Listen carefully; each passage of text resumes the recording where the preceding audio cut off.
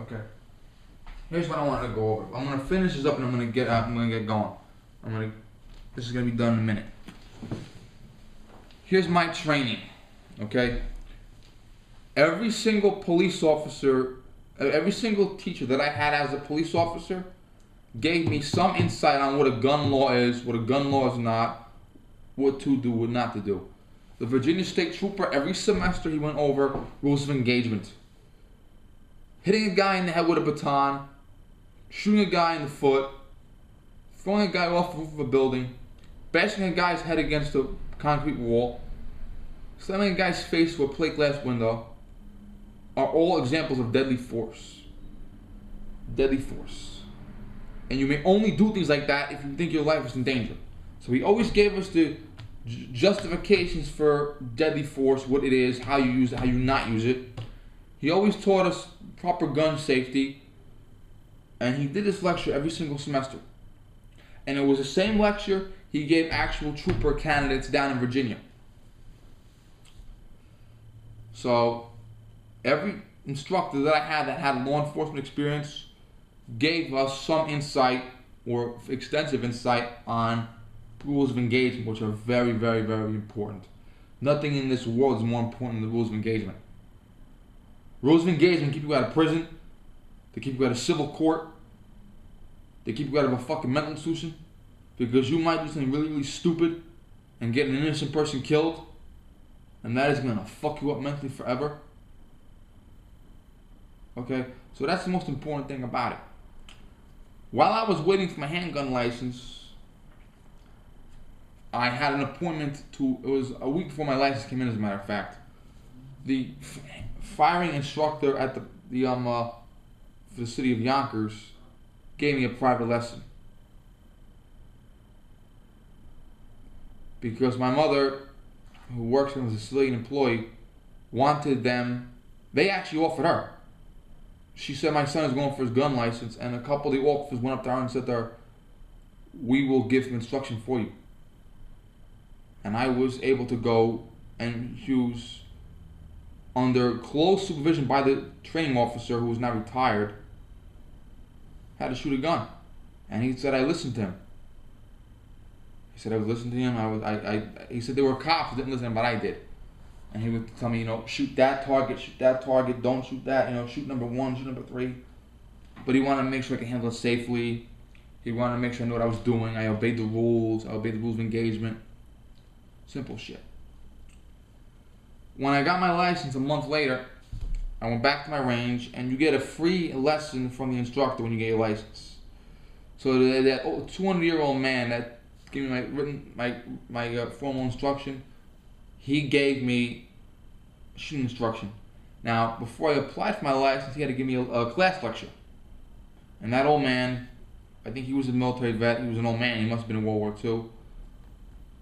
He was a police officer for many, many years.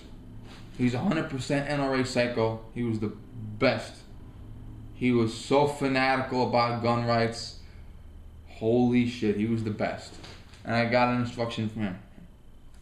And he said I wasn't holding it right. I wasn't using proper technique. He was probably right. My hand technique was fucked up at the beginning. The retired police instructor, who is now my dealer's business partner,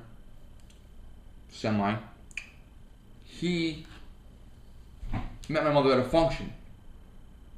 Retired cops, on-duty cops, and civilian people go to this function.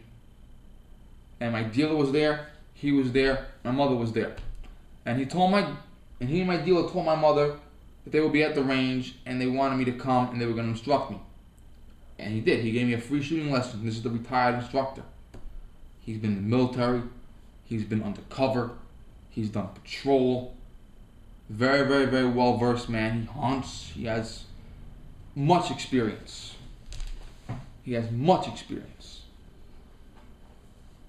So he instructed me once. And so every single person that has taught me anything is a member of law enforcement or military. And they're either on duty or honorably discharged or honorably retired, okay? I never took instruction from a guy that got a court-martial for beating up a prisoner. I never took instruction from a cop that was fired because he beat the shit out of someone over a parking ticket. Every single cop that I trained under, every single military person I trained under, and the guy that does my armed guard license, I forgot to mention him, he was an Army veteran. They've all had some level of professional training. And let me leave off with one last note. I personally think all people need to practice what they preach. If you're against gun owners, this is still America, and even though I disagree with you, I respect your right to have an opinion. But practice what you preach. If you're against gun owners, I don't want to see you buy a gun. If you're against magazine capacities, I don't want to see my tax money paying 7 guys to stand behind you with 30-round magazines in their AR rifles. I don't. If you're against self-defense laws, there are actually some people, celebrities, politicians, regular citizens, that are against self-defense laws. Check the time again. We're good.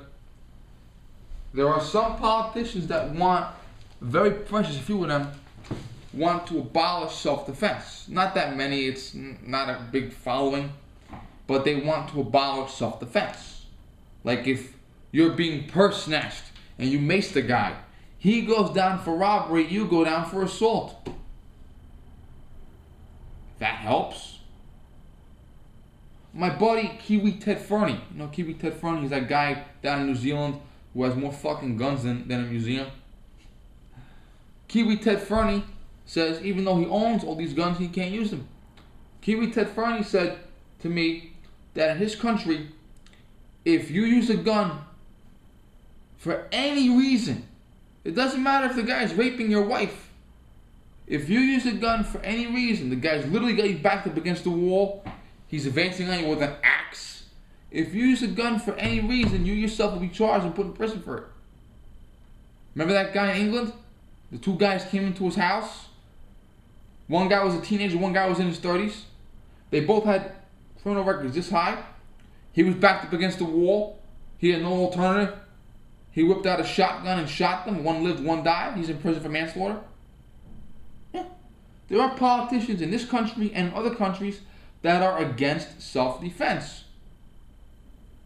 And in other countries, they've actually enacted laws against self-defense, like the one we just talked about. And they've actually put people in prison for being backed up against a wall by an armed intruder and using violence to defend themselves. Now here's the deal. You're a politician. You're against self-defense laws. That means if a criminal breaks into your front door, your bodyguard should get up and run out the back door immediately. Understand this. All of us are equal. That's our country motto. United States of America. We're all equal. Black people, white people, Christians, Jews, Muslims, atheists, Buddhists, Italians, Germans, English, Mexicans, Puerto Ricans, French. Every single person in this country is equal. It doesn't matter your skin. It doesn't matter your religion. It doesn't matter you're rich, you're poor, you're a celebrity, you're a commoner. Every single person in this country is by definition equal. Equal. There's no difference between me and you. I don't care if you're a mayor or a senator or a congressman or a movie star. Okay? If you have a right to protect yourself, I have a right to protect myself. Okay? So get the shit out about. So that's what it's about. It's about people aren't against guns. They're against who they perceive has the gun. Okay? So, and I've had people tell me like, you own guns?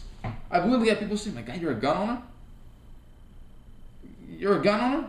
Like, and I'm a gun owner, what the fuck? I'm in school, if they're not with me, because I'm not allowed to carry it in school, or I'm in church, or I'm at a job interview, you own a gun? And? I also vote. I also speak my own mind.